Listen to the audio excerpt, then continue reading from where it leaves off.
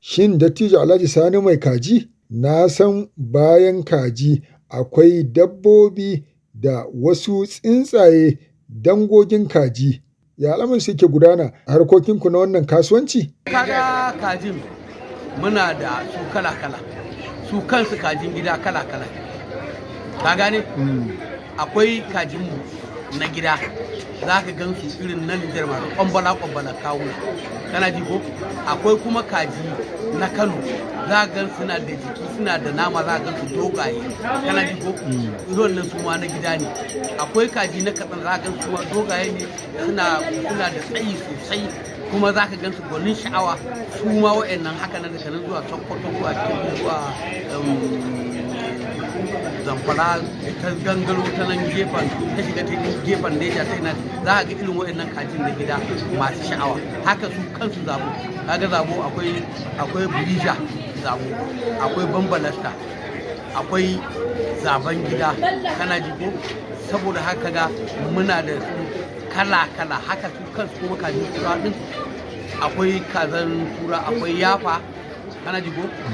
Akwai ana, akwai layers, akwai wannan kati din kaji na irin kaji broilers ko na kana ji ko? Broilers. A baya kan broilers ai ga tunan kana cikin akwai broilers kuma ita ma kanta broilers din akwai irin kala-kala ne, kala-kala ne, kamfanoni kala-kala suke. Akwai kamfanin da in ka baya baka kaza sati hudun Allah da in ka bata abinci da ya kamata za ka kiwata ta akalla kazan nan za ta baka kilo 2 in ka bata abinci da ya kamata. Amma akwai wata kuma kazan saboda su irin su ba iri ne mai kyau ba a ba da kai in ka je ka ɗebo su za ka zo ka dinga ba kaza abinci har ta sati 5, 6, 7 ka ganta ba ta kai yadda za ka yi. Saboda haka ka san sana'a sai mai sana'a. Saboda haka su masu kiwon muna ba su goyon baya da duk lokacin da mutum ya je siyo iri din nan ya nemi iri mai kyau, ya nemi iri mai kyau domin mu gudu tare mu tsire tare. Dan aka ce masu kiwon suna saye suna asara, mu ne muka yi asara.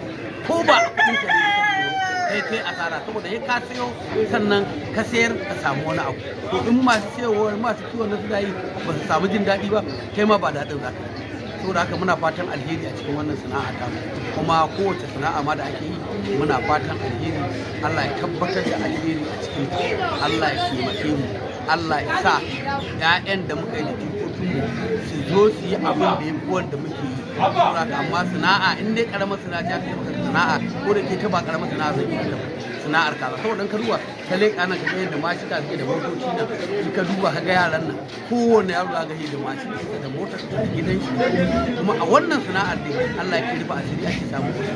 Mu ne wa Allah godiya kuma muna roƙo kullum yadda muke yan baya tambishi da su riƙe mutane, su riƙe Allah, su riƙe mutane. Yaro in ya zo ko maraya ko ba maraya ba wanda uban shi yake gajiyayye ne menene a taimaka mai a koya mai sana'ar domin wata rana zai yi amfani, zai taimaki waɗansu mutane, zai taimaki ma ya taimaki ba ma wai sana'ar kaza zai taimaki har jihar, ya taimaki har ƙasar domin ta nan waɗansu yaran suke samu ake biyan kuɗin makarantar su suke samu su je su karatu su wannan to kaga wanda ya karatu wata rana kaga zai tafi jiha daga nan zai tafi ma har federal.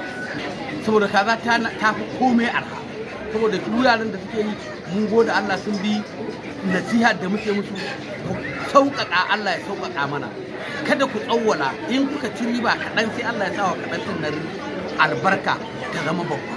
Amma in kuka matsa wa mutane wallahi Allah ma zai matsa mana. Saboda haka su yaran da suke a nan gurin ba mu da wani abu da za mu yi sai dai addu'a mai musu godiya da abubuwan da suke yi saboda sun bi tarbiyyar da aka ba mu ma muka ba su. An ba mu tarbiyya, mun ba su tarbiyya. Saboda haka har kullum yaran nan godiya muke musu, suna nan suna kai da kawowa. In suka ga wani abu da bai kamata ba kafin ma abin ya kawo kanmu sun tare sun gyara abu.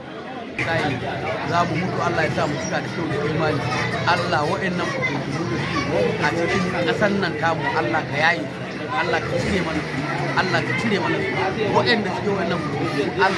Allah dan ikon ka Allah ba ta gagare ka ba. Allah ka shiryar da su ka sa musu tsoron ka. Allah ka sa su dawo hanya su yi cikin mutane a zauna lafiya, a ci gaba da zaman lafiya, a ci gaba da haɓaka tattalin arzikin ƙasar da kuma mutanen ƙasar.